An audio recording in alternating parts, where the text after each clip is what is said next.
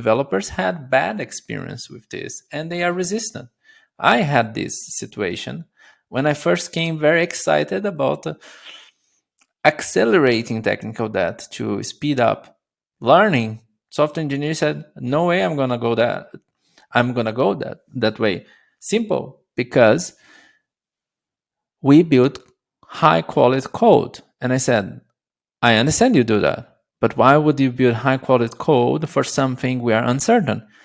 Then the software engineer, a team lead, even said, "Because I want to use that as a moment to learn, and then our team members will have the chance of learning how to do it correctly from the beginning." I said, "But this will get in the way of business because it's too slow and we will create a lot of waste before we create value."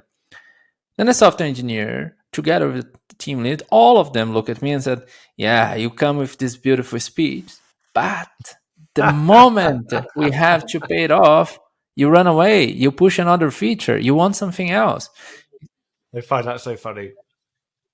But then this is where it's everyone, isn't it? It's that it's the behavior changes, and it's being able to make the right promises and being able to own the consequences and have the hard conversations with people. And before we started recording, I spoke about this idea of emotional debt, which now that I go think on it a little bit more, and for those of you that obviously had no idea what I'm talking about when I mention emotional debt, I'm talking about as I describe it, the invisible rucksack of all the different wounds and experiences that we collect in our journey through life and through organizations. And often when we turn up to a heated conversation, to a high stakes conversation, that we arrive and people can see our invisible backpacks and they kind of guess how we're going to behave and what we're going to bring up.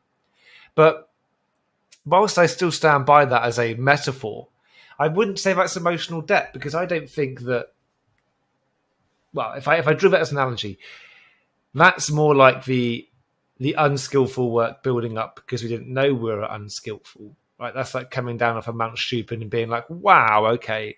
A very old friend of mine who, like all good astrophysicists, is now a programmer.